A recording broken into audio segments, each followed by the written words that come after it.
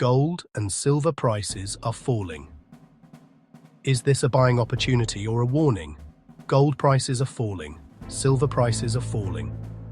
And suddenly your family WhatsApp group has turned into CNBC with bad grammar. So before we either panic buy or panic sell, let's slow down and understand what is actually happening using real numbers, real life, and real economics. Let's start with the facts. Over the last few weeks, international gold prices have fallen by roughly 5 to 7% from their recent highs. Silver has fallen even more sharply, close to 10% at one point. In India, gold prices dropped by several thousand rupees per 10 grams in a short span, which is why jewelry stores suddenly look crowded again. Now here's the confusing part. Inflation hasn't disappeared. Global tensions still exist. Economies are still fragile. So why is gold, the so-called safe asset, falling? To answer that, imagine this situation. You have 10 lakh rupees. You're deciding where to park it. You can buy gold, which doesn't pay interest, or you can buy government bonds that are offering returns of 4 to 5% in the US, and even higher in some other countries. Suddenly, gold isn't competing with fear anymore. It's competing with yield.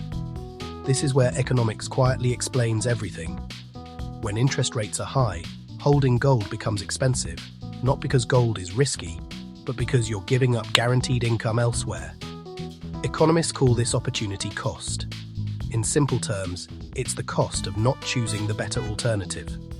Right now, bonds are the better alternative for many investors. So money flows out of gold, demand weakens, and prices fall. That's not manipulation, that's incentives. Now let's talk about silver, because silver is behaving worse than gold. Silver didn't just fall a little, it fell faster and harder. That's because silver isn't just an investment asset, it's also an industrial metal. A large part of global silver demand comes from industries like electronics, solar panels, and electric vehicles.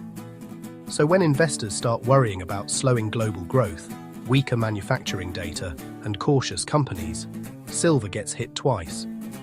Investment demand weakens and industrial demand slows.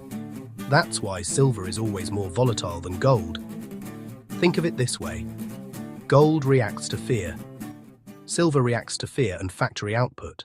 Now we zoom out to the biggest macroeconomic force in this story, the US dollar.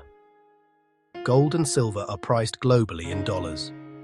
Recently, the dollar has been strong because US interest rates remain high and global investors continue to park money in US assets.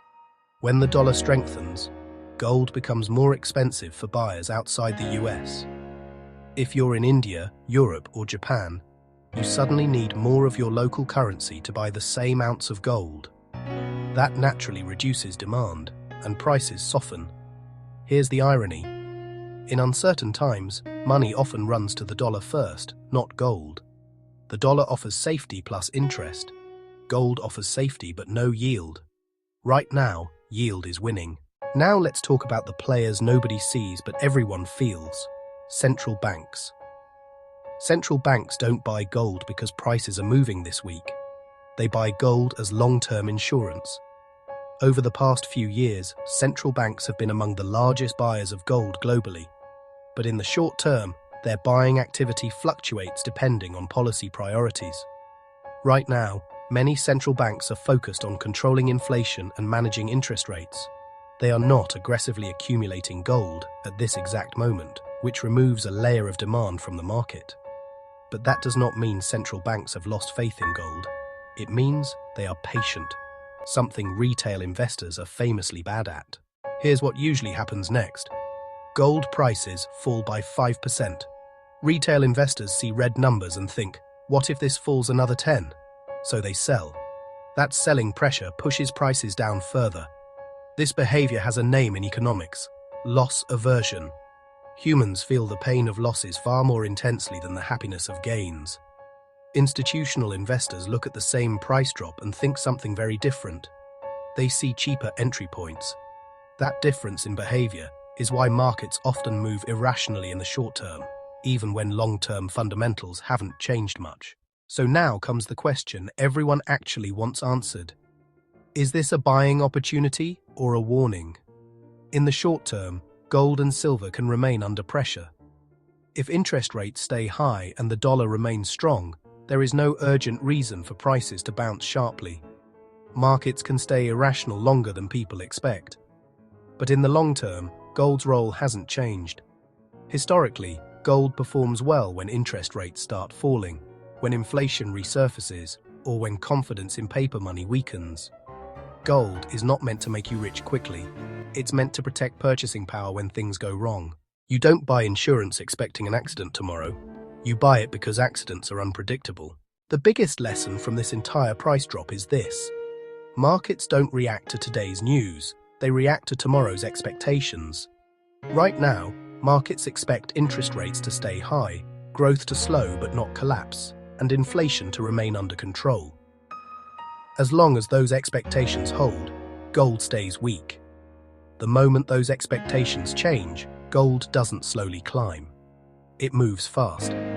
So gold falling does not mean gold has failed. It simply means money is chasing yield instead of fear, and the economic cycle hasn't turned yet. And in economics, cycles always turn. Subscribe to EconMatrix, where economics meets reality.